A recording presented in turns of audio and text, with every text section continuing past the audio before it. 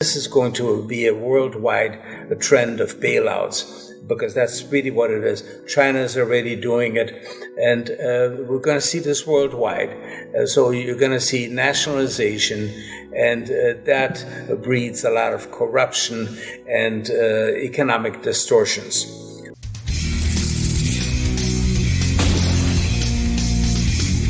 In today's video, Bert Dohmen, founder and president of Dohmen Capital Research, discussed that the ongoing Russia-Ukraine war marks the first of what will be many conflicts moving forward as the global financial markets remain in disarray.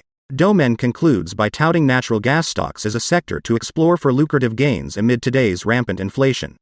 Before listening to him, please ensure to smash the like button and subscribe to the channel. Let's dive into his last interview now. How dire is the situation in Europe? How concerned are you?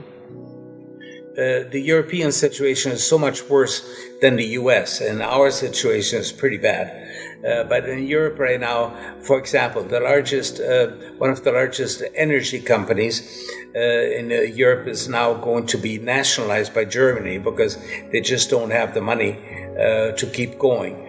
And this is one of the largest energy companies in Europe, so this is a major move to nationalize that. France just announced that they may even nationalize their entire nuclear industry because they want to reopen their nuclear reactors that they turned off some years ago. And the private industries that own these, they don't have the money to turn them back on. So France is going to nationalize. So this is going to be a worldwide trend of bailouts, because that's really what it is. China is already doing it, and we're going to see this worldwide. So you're going to see nationalization, and that breeds a lot of corruption and economic distortions. So I think the main key for investors is to be careful. Don't follow the advice to go bargain hunting. You can make so much money in the next 10 years just by being on the short side. Quote, you say this is supposedly the great danger the U.S. faces. And it was also said that these Americans present a clear and present danger to the country. I don't think it got enough attention because I think that no president has ever done that, declaring basically that 75 million people in the United States are the greatest danger to the country, and declares they are terrorists. That's not very good, because just because they have a different political opinion doesn't mean that they are terrorists. So this is a very dangerous signal. You know, I've done a lot of reading about World War II. In the 1930s, there was a depression worldwide, not just the U.S., and out of that came big dictators, Stalin, Mussolini, Hitler, even Franco. It was really a very bad time, and it comes out of that situation. In Italy, they started with fascism. Fascism is really when the big companies cooperate with big government, and to the detriment of the population. So anyway, but I'm not a politician, so I just look at it from the sidelines. I cannot change things, but what is happening is exactly what I said 2 years ago. We wrote that in the next 10 years, this is going to be very similar to the 1930s.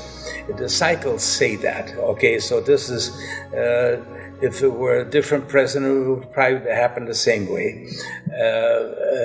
But the cycles said we're due for a 10-year period of a depression, stock market crashes, turmoil, the famines. It's really amazing with these cycles. Natural crises happen at the same time. Like in the 1930s, we had the Dust Bowl years, etc.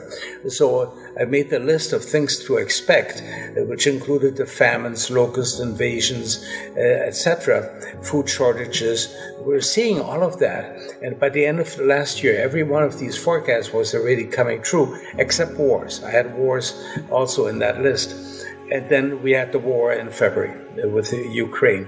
And now we're starting to have a war with Azerbaijan and, in Armenia. So it's starting to happen. We're going to see more and more wars. This is a period of turmoil. It's a long-term cycle. It's about 70 years long. And so we have to get ready. It's 70 and 90 years. We have to get ready for the worst. But we also said at that time, we cannot change what is happening, okay? But we can at least help to protect ourselves, make somebody see if there's some profit opportunities. The first thing is, be safe. Don't follow the common advice. You don't want to follow 95% of the advisors that are out there. And what you want to do then is make money on the downside. And, have you ever noticed that stocks go down much faster than they go up? Of course. And there's a lot of money to be made. Like in 1980 to 1982, we had a period very similar. We had very high inflation. We had very high interest rates. And our subscribers made a huge amount of money as gold plummeted from $800 to $250. We were short the mining stocks and so on. So you can make profits in times like these by not following the crowd, and so we call it this opportunities of a lifetime are ahead. It will not be a beautiful environment, but at least you can make some money to offset the losses that you will have in other places. Now we see the latest interest rate hike, 75 basis points, not the full point that some people were expecting, but still more interest rate hikes. How long does this go on for? How long is this tightening cycle? Until you are in a depression and you have double-digit unemployment. And so I see analysts on TV and so on now saying, it's going to be great buying opportunity when we hit bottom. Well, when we hit bottom, nobody's going to have any money. They're all going to be in the poorhouse. The boom was going to be in homeless people and trying to find places to put the homeless people. I don't think we have enough sidewalk space to house all the homeless people that we're going to have. And so that's what you want to get ready for. Now, the Federal Reserve and all central banks have made huge mistakes in the last 5-6 years. In the U.S., interest rates by the Federal Reserve, the Fed funds rate, was kept at 0%. In Europe, they actually went below zero, and they had negative interest rates. Even on government bonds, you had to pay the government interest if you bought a government bond. I mean, it was totally ludicrous. It's the first time ever in world history that this has been done. Nobody knows what the long-term consequences are, except that they won't be good. So now we are going to the adjustment period. Everybody thinks 75 basis point increase in the Fed funds rate is big. No, the Fed funds right now is what, 3.5%? This is ridiculous, 3.5%. But the inflation is as it was in 1980. Okay, same rate of inflation. Do you know what the Fed funds rate was in 1980? It was 20%. Right. And that's where we're going. That's where we're going? When you have inflation that is at the same level as in 1980, then you should have interest rates at the same level as well. In 1979, our business was only 2 years old, and I forecasted that the prime rate would go to 20%. And the chief economist of Goldman Sachs at the time said, that's absurd. Our financial system could never take that. And I said, yes, it would if inflation is high enough. And then inflation went up to 15% and the prime rate went to 20%, exactly where I said it would go. What would happen if we were just to let the printing press go off again? Yeah, Daniela, you're going to find out the answer to your question in the next 2 years. You're going to find that out because that is exactly what they're going to be doing. They're going to fight a deep recession with new printed money. And that is going to give us that next push up in inflation. So my forecast 2 years ago was first we're going to go to the last high in inflation, which was 1980. So that prediction has come true. We're already there. And I said, and after that, we're going to go to the old all-time high in inflation in the United States, which was in 1917, and that was over 19%. So inflation is going to make a new high, in my opinion, sometime over the next, over the remainder of this decade. Let's call it that. So really super duper pumped up inflation. Yes, I think the way it is right now with the people we have there, and if Powell gets retired, let's call it that, to be nice. If he's retired, they're going to get somebody else in there that will go along with that policy.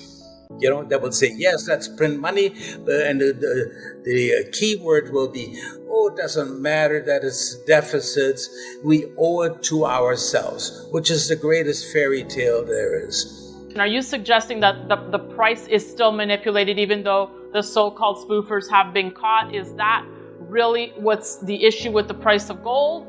You know, what about the strength of the US dollar part of it? Just because they've prosecuted two guys now doesn't mean that it's over, because they've been doing this for the last several decades. You know, they always catch these guys. There's a fine of maybe $1 billion, but in the meantime, the banks have made tens of billions of dollars with the manipulation, so they get a slap on the wrist, and that's all there's to it. I don't like to invest in a market that is very manipulated. So for me, I love gold, but I don't like it as an investment.